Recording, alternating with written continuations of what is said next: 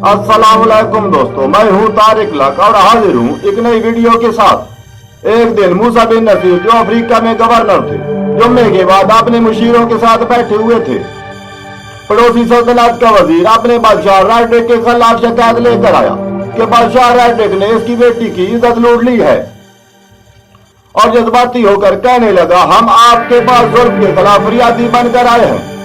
अगर आपने हमारी मदद ना की तो मैं यसू की कसम खाता हूं कि मैं इस बेगैरती के सबब समुद्र में डूबकर मर जाऊंगा और मेरा खून आप लोगों के सर होगा।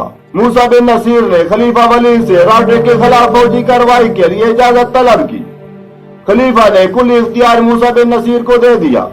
इंग्लिश और अफ्रीका जहां मुस्लिम हुकूमत थी के दरमियान बैर रूम हायल था। इंग्लिश पर हमले से पहले बैर रूम को अबूर करना था, जिसके लिए जहाज तैयार किए गए।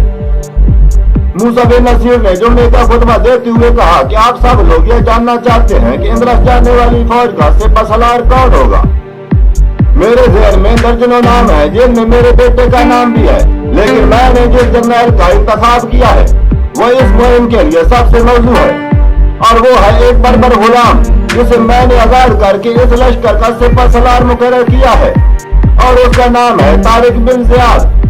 तारिक बिन ज़ियाद की सरबराही में इस्लामी लश्कर 711 ईस्वी में बहरे रूम के पार उतरा तो तारिक बिन ज़ियाद ने कश्तियां जलाने का हुक्म दे दिया और खुतबा दिया कि मुसलमानों, अब आपके पास वापसी का कोई जरिया नहीं।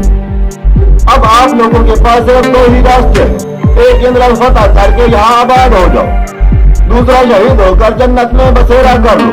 मुसलमानों ने पहला मार्का बड़ी बहादुरी से जीत लिया, जिसमें तकरीबन 1100 ईसाई मारे गए और सिर्फ 19 मुसलमान शहीद हुए। रायड्रिक ने पूरे मुल्क से तकरीबन 1 लाख का लश्कर तैयार करके मुस्लिम सिपाह के मद्दे मुकाबला खड़ा किया।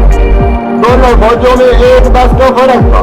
जंग शुरू हुई तो जंग का नक्शा कुछ यूं था कि एक मुस्लिम सिपाही के मुकाबले में 10 ईसाई तलवार से नहीं कर रहे थे, लेकिन मुस्लिम सिपाही के जज्बे के सामने ना ठहर सके। रायड्रिक मैदान जंग से फरार हो गया।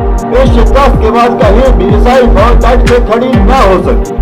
दारुल खिलाफत लल्ला पर कब्जे के बाद मुस्लिम सिपाह ने दूसरे छोटे बड़े शहर भी फतह कर लिए। इस तरह पूरा इंग्लिश मुसलमानों के कब्जे में आ गया, जहां 1492 ईस्वी तक इस्लामी परचम लहराता रहा। इसके साथ इजाजत दीजिए, वस्सलाम।